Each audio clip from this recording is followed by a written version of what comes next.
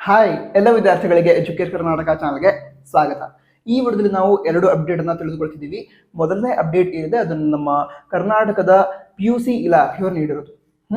ಅದಂತರ ಮತ್ತೊಂದು ವಿಷಯ ಅಥವಾ ಮತ್ತೊಂದು ಅಪ್ಡೇಟ್ ಏನಿದೆ ಅದು KCET ರೀ ಎಕ್ಸಾಮ್ ಅಥವಾ KCET ಗ್ರೇಸ್ ಮಾರ್ಕ್ಸ್ ಅಂತ ಏನು ನೀವು ಚರ್ಚೆ ಮಾಡ್ತಿದ್ರೆ ಡಿಸ್ಕಸ್ ಮಾಡ್ತಿದ್ರ ಅದಕ್ಕೆ ಸಂಬಂಧಿಸಿದ್ದು.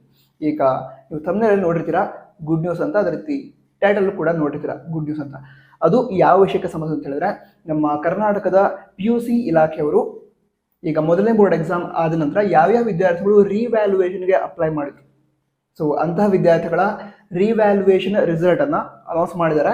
ನಮ್ಮ ಕರ್ನಾಟಕ PUC ಬೋರ್ಡ್ನವರ ಅಫಿಷಿಯಲ್ ವೆಬ್ಸೈಟ್ ಅಥವಾ ಶಿಕ್ಷಣ ಇಲಾಖೆಯವರ ಅಫಿಷಿಯಲ್ ವೆಬ್ಸೈಟ್ ಏನಿದೆ KSEAB.karnataka.gov.in ಈ ಒಂದು ವೆಬ್ಸೈಟ್ ಏನಿದೆ ಅದನ್ನ ವಿಸಿಟ್ ಮಾಡಿ ರಿವ್ಯಾಲ್ಯೂಯೇಷನ್ ರಿಸಲ್ಟ್ ಅನ್ನ ಚೆಕ್ ಮಾಡಬಹುದು.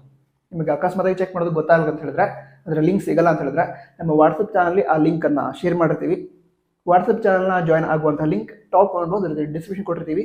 ಅದನ್ನು ಕ್ಲಿಕ್ ಮಾಡಿ ಜಾಯ್ನ್ ಆಗಿ ನೀವು ರಿವ್ಯಾಲ್ಯೂಯೇಷನ್ ರಿಸಲ್ಟ್ ಅನ್ನು ಚೆಕ್ ಮಾಡಬಹುದು. ನಂತರ ಎಲ್ಲ ವಿದ್ಯಾರ್ಥಿಗಳಿಗೂ ರಿವ್ಯಾಲ್ಯೂಯೇಷನ್ ರಿಸಲ್ಟ್ಗೆ ಆಲ್ ದ ಬೆಸ್ಟ್.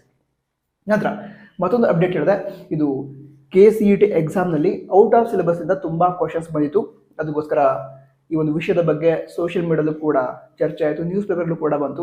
ಅದ ನಂತರ ನಮ್ಮ KEದವರು ಎಕ್ಸ್ಪರ್ಟ್ ಟೀಮ್ ಅಥವಾ ತಜ್ಞರ ತಂಡವನ್ನು ಮಾಡಿ ಯಾವ ರೀತಿ ಪ್ರಾಬ್ಲಮ್ ಆಗಿದೆ, ಇದಕ್ಕೆ ಸೊಲ್ಯೂಷನ್ ಏನು ಅಂತ ಅನಲೈಸ್ ಮಾಡಿ ರಿಪೋರ್ಟ್ ಅನ್ನು ಕೊಡೋದಕ್ಕೆ ಹೇಳಿದರು. ಸರಿನಾ? ಅದಂತರ ವಿದ್ಯಾರ್ಥಿಗಳಿಗೆ ಆಬ್ಜೆಕ್ಷನ್ ಅನ್ನ ಸಲ್ಲಿಸಲಿಕ್ಕೆ, ಅಂದರೆ ಕ್ವಶನ್ ಪೇಪರಲ್ಲಿ ಬಂದಿರುವಂತಹ ಕ್ವಶನ್ ಸರಿ ಇಲ್ಲ ಅಂತಂದ್ರೆ ಆಬ್ಜೆಕ್ಷನ್ ಅನ್ನ ಸಲ್ಲಿಸಲಿಕ್ಕೆ ಆಕ್ಷೇಪಣೆಗೂ ಕೂಡ ಆಪ್ಷನ್ ಕೊಟ್ಟಿದ್ರು. ಅದಕ್ಕೆ ಲಾಸ್ಟ್ ಡೇಟ್ ಇವತ್ತು ಏಪ್ರಿಲ್ 27 ಆಗಿತ್ತು. ನಂತರ ಈಗ ತಜ್ಞರ ತಂಡ ಅಥವಾ ಎಕ್ಸ್ಪರ್ಟ್ ಟೀಮ್ ಏನಿತ್ತು ಅವರು ಈ ಎಲ್ಲ question paper physics, chemistry, mathematics, ನಂತರ ಬಯಾಲಜಿ ಎಲ್ಲ ವಿಷಯಗಳ ಕ್ವಶನ್ ಪೇಪರನ್ನು ಅನಲೈಸ್ ಮಾಡಿ ರಿಪೋರ್ಟನ್ನು KEAದವರಿಗೆ ತಲುಪಿಸಿದ್ದಾರೆ ಅಂತ ಅಪ್ಡೇಟ್ ಬಂದಿದೆ. ನಂತರ ಇದುವರೆಗೆ ಆ ಒಂದು ರಿಪೋರ್ಟ್ನಲ್ಲಿ ಏನಿದೆ, ಯಾವ ರೀತಿ ಸೊಲ್ಯೂಷನ್ ಅನ್ನು ಕೊಡ್ತಾ ಇದ್ದಾರೆ ಅದ್ರ ಬಗ್ಗೆ ಗೊತ್ತಾಗಿಲ್ಲ ಯಾರಿಗೂ. ಯಾಕಂತ ಹೇಳಿದ್ರೆ ಆ ಒಂದು ರಿಪೋರ್ಟ್ ಏನಿದೆ ಅದು ಕಾನ್ಫಿಡೆನ್ಷಿಯಲ್ ಆಗಿ ಇಡಲಾಗಿದೆ ಅಂತ ಹೇಳಿದ್ದಾರೆ. ಮುಂದಿನ ದಿನಗಳಲ್ಲಿ ಮೇ ಬಿ ನಾಳೆ ಇದ್ದಿದ್ರೆ ನಾಡ್ದು ಯಾವ ರೀತಿ ಸೊಲ್ಯೂಷನ್ ಅನ್ನ ಕೊಟ್ಟಿದ್ದಾರೆ, ಇದಕ್ಕೆ ಪರಿಹಾರ ಏನು ಅದು ನಮಗೆಲ್ಲರೂ ಕೂಡ ಗೊತ್ತಾಗಬಹುದು. ಅಂದರೆ ರೀ ಎಕ್ಸಾಮ್ ಆಗುತ್ತಾ ಅಥವಾ ಏನು ಗ್ರೇಸ್ ಮಾರ್ಕ್ಸ್ ಅನ್ನ ಕೊಡ್ತಾರ, ಸೊ ಈ ರೀತಿ ಯಾವ ರೀತಿ ಸೊಲ್ಯೂಷನ್ ಅನ್ನ ನಮ್ಮ KEದವರು ಕೊಡ್ತಾರೆ ಅಂತ ಮುಂದಿನ ದಿನಗಳಲ್ಲಿ ಗೊತ್ತಾಗುತ್ತೆ.